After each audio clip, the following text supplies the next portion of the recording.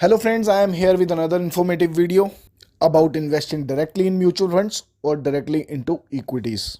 स्वागत है आपका अपने YouTube चैनल ग्रोथ बाजार में। मेरा नाम है वरुण नारंग और चलिए हम स्टार्ट करते हैं आज के टॉपिक को। तो हम स्टॉक मार्केट में तो इन्वेस्ट करना चाहते हैं बट कंफ्यूज्ड हैं कि इन्वेस्टमेंट स्टॉक मार्केट में करें कैसे। क्या हम डायरेक्टली इक्विटीज़ में स्टॉक्स में इन्वेस्ट करें या फिर हमें इन्वेस्टमेंट म्यूचुअल फंड्स के थ्रू करनी चाहिए। तो ये एक ऐसा टॉपिक है जो हर किसी के मन में आता है जब वो इन्वेस्टिंग स्टार्ट करता है। जब वो कुछ ऐसे लोगों से मिलता है जो कि डायरेक्टली इक्विटीज़ में इन्वेस्ट करते हैं, स्टॉक्स में इन्वेस्ट करते हैं, तो वो उसको बताते हैं कि स्टॉक्स में इन्वेस्ट करना ज़्यादा बेटर ऑप्शन है। और जब वो कुछ ऐसे लोगों से बात करता है जो कि म्यूचुअल फंड्स में इन्वेस्ट करते हैं, तो उनको यही सुनने को मिलता है कि म्यूचुअल फंड्स में इन्वेस्ट कर देना ज़्यादा बेटर ऑप्शन है। बट एक्चुअली में बेटर ऑप्शन क्या है?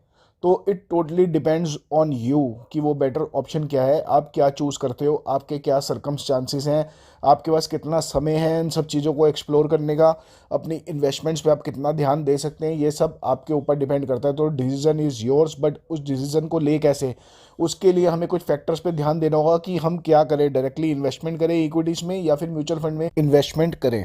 तो सबसे पहले हम लोग बात कर लेते हैं कि अगर मैं म्यूचुअल फंड्स में इन्वेस्ट करता हूं तो उसके मुझे क्या बेनिफिट्स हैं।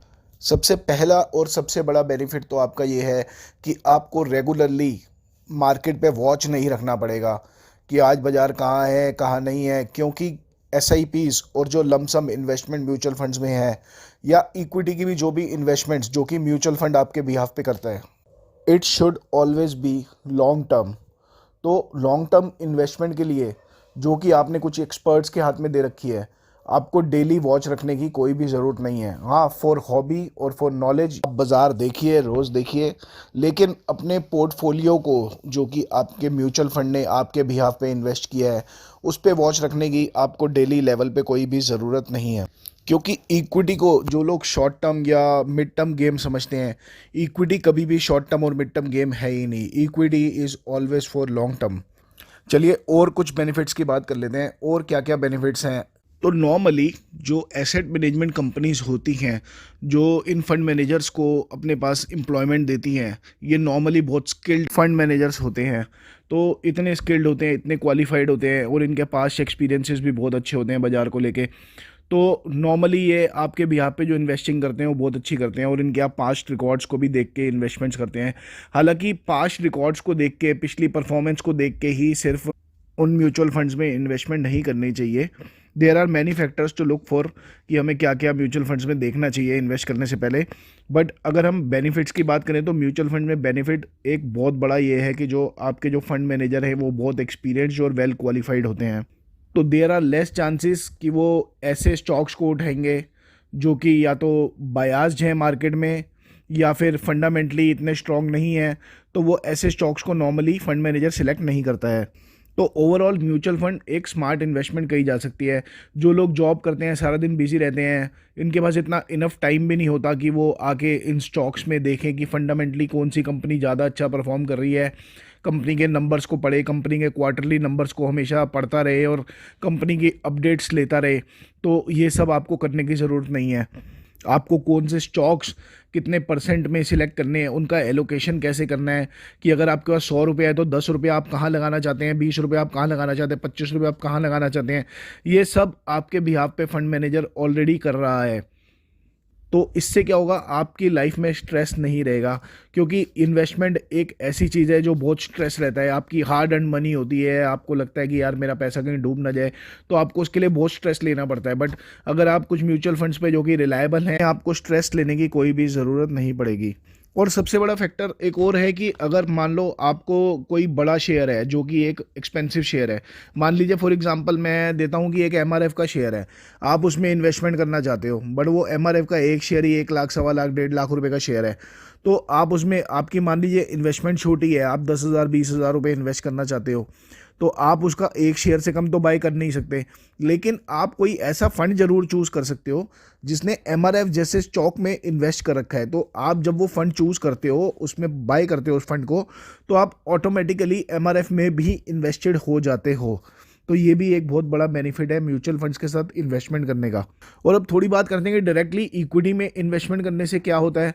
तो उसमें एक सबसे बड़ी चीज़ जो आपको पॉजिटिव है वो ये है कि आपकी जो रिटर्न्स हैं, it could be higher. And on the same hand it is very risky also. तो हायर रिटर्न क्यों हो सकती है? क्योंकि मान लीजिए कि आपको कोई स्टॉक बहुत पसंद है, आपको उसके फंडामेंटल्स बहुत अच्छे लगते हैं, तो आपके पास 1 लाख रुपए है और आपने उसमें से 70,000 या 80,000 ही सीधा उसी स्टॉक में डाल दिए, और वो स्टॉक आपने जैसा सोचा कि वो फंडामेंटली बहुत स्ट्रॉन्ग है और वैसे ही वो बहुत अच्छा परफॉर्म कर जाता है, तो आपकी जो रिटर्न्स है वो फार बेटर होके आएंगी जो आपको म्यूचुअल फंड रिटर्न देता। But on the other hand आपका रिस्क लेवल भी बहुत बढ़ जाता है। मान लो कि आपकी जो इन्वेस्टमेंट की जो चॉइस थी वो गलत पड़ गई, तो आपको बहुत बड़ा लॉस भी हो सकता है। तो इसलिए ये एक रिस्की फैक्टर के साथ तो है ही है, ऑब्वियसली हायर रिटर्न्स का भी चांस है, बट आपका रिस्क रिवॉर्ड रेशो भी बहुत ज़्यादा बढ़ जाता है। तो risk is also on the higher side. और अगर ऐसे में आपने जो स्टॉक्स चूज़ करे हैं वो अगर फेल हो जाते हैं, वो नहीं चलते, तो आपको बहुत बड़ा लॉस हो सकता है। बट हाँ, एक चीज़ और इसके अंदर जो बेनिफिशियल है कि आप अपने स्टॉक्स में अगर एक पोर्टफोलियो क्रिएट करते हो तो आप एलोकेशन अपने अकॉर्डिंग कर सकते हो। आपको लग रहा है कि 1 शेयर एमआरएफ का लेना है, 10 शेयर रिलायंस के लेने हैं, 20 शेयर टीसीएस के लेने हैं, तो ये सब एलोकेशन आप अपने आप कर सकते हो। या फिर आप सेक्टर वाइज कुछ इसको एलोकेट करना चाहते हो, आपको लगता है कि मेरे को लार्ज कैप्स में अपना 20% इन्वेस्ट करना है, मिड कैप्स में 30% करना है, स्मॉल कैप्स में 20% करना है, तो ये सारे स्टॉक्स आप खुद ही सिलेक्ट कर सकते हो। आप जब डायरेक्टली इक्विटी में स्टॉक्स में इन्वेस्ट करते हो तो आपको कोई भी एक्सपेंस रेशो नहीं देना होता है एएमसीज को, जो कि आपको एएमसीज में अगर आप जैसे इन्वेस्ट करते हो या एएमसीज के थ्रू इन्वेस्ट करते हो तो आपको उन म्यूचुअल फंड्स को परचेज करने में एक एक्सपेंस रेशो देना पड़ता है, तो जो कि डायरेक्ट इक्विटी में आपको एक्सपेंस रेशो नहीं देना पड़ता, सिर्फ आपको अपनी ब्रोकरेज जो एक ब्रोकर आपसे फीस चार्ज करता है वही आपको देना होता है। ऑब्वियसली म्यूचुअल फंड्स के कुछ एक्सपेंसेस होते हैं जिसकी वजह से वो आपसे एक्सपेंस रेशो को चार्ज करते हैं। उनकी जो कंपनी है वो कैसे रन हो रही है, इतनी एम्प्लॉयमेंट्स है, इतनी ब्रांडिंग है, सारी चीज़ें जो वो करते हैं, मार्केटिंग करते हैं, तो उसका एक्सपेंस सब आपकी पॉकेट से ही ऑब्वियसली लिया जाता है। तो ये तो हो गई दोनों बातें कि क्या ज़्यादा बेटर है, बट अब ये आपको डिसाइड करना है। तो आप ये डिसाइड कैसे करोगे, मैं उसमें भी आपको कुछ हेल्प कर देता हूँ। अगर आप कहीं पे जॉब करते हैं और सारा दिन ऑक्यूपाइड रहते हैं तो मैं यही सजेस्ट करूंगा कि आप डायरेक्टली म्यूचुअल फंड्स में ही इन्वेस्टमेंट करें, बिकॉज आपके पास इतना समय नहीं रहेगा कि आप इन सबके नंबर्स पे, क्वार्टरली नंबर्स पे वॉच करें, क्या मैनेजमेंट इनकी क्या कर रही है, क्या मैनेजमेंट में कुछ चेंजेस हो रहे हैं, क्या इनके प्रमोटर ग्रुप के अंदर कुछ चेंजेस हो रहे हैं, क्या इनके बिजनेसेस में चेंजेस हो रहे हैं। आपको रेगुलरली उनकी सेल्स और उनके प्रॉफिट्स के ऊपर वॉच नहीं रखनी पड़ेगी, तो म्यूचुअल फंड्स में ही आप इन्वेस्ट करें। बट लेकिन अगर आप समय दे सकते हैं, आप रेगुलरली वॉच रख सकते हैं कि और इन सब कंपनीज़ के जहाँ पे भी आप इन्वेस्टेड हैं इन सब की डिटेल्स आप हमेशा अपने पास रखिए कि कैसे इन सब के क्वार्टरली नंबर्स आ रहे हैं। एवरी क्वार्टर आपको नंबर्स पे वॉच रखना पड़ेगा और आपको ईयर ऑन ईयर प्रॉफिट्स पे भी वॉच रखना पड़ेगा, आपको इनकी ऑर्डर बुक्स पे भी वॉच रखना पड़ेगा, आपको इनकी पी रेशोज़ वगैरह हम रेगुलरली चेक करनी पड़ेगी कि शेयर अभी कितना महंगा हो चुका है, आपको इस शेयर से कब एग्जिट करना है, कब एंट्री लेनी है, इन सारी डिसीजंस को भी आपको लेना होगा। और ये सारे decisions it's not very easy to make, आपको बहुत सारे फैक्टर्स होंगे जो ये डिसीजंस आपको लेनी पड़ेगी। और एक और चीज़ मैं जो बता देता हूँ कि आपके जो इमोशंस हैं, जब आपका शेयर कोई लॉस में जाएगा, मैं as a investor and trader मैं आपको बता देता हूँ, आपके इमोशंस आपके ऊपर हावी हो जाएंगे, आप उस शेयर को इतना इजीली लॉस में सेल नहीं कर पाएंगे। Trust me, this is the most difficult decision to make. जब आपका शेयर लॉस में जाता है, आपको लगता है नहीं ये रिकवर होगा, और ऐसा होते होते वो शेयर बहुत ज़्यादा आपको बड़ा लॉस दे जाता है। तो इमोशंस इतने हावी हो जाते हैं, तो इमोशंस पे भी आपको कंट्रोल रखना होगा कि अगर आप डायरेक्टली इक्विटी में इन्वेस्टमेंट्स करते हैं तो। अब इन्वेस्टर क्या करते हैं, वो तो अपने स्टॉक से प्यार करने लगते हैं कि नहीं ये स्टॉक तो मैंने चूज़ किया था, ये तो बहुत बढ़िया स्टॉक है। बट सिनारियोज़ को देख के आपको अपने डिसीजंस को चेंज करना होगा। अगर आपको उस समय वो ये डिमांड है कि आप इस स्टॉक को एग्जिट करें तो आपको एग्जिट करना पड़ेगा।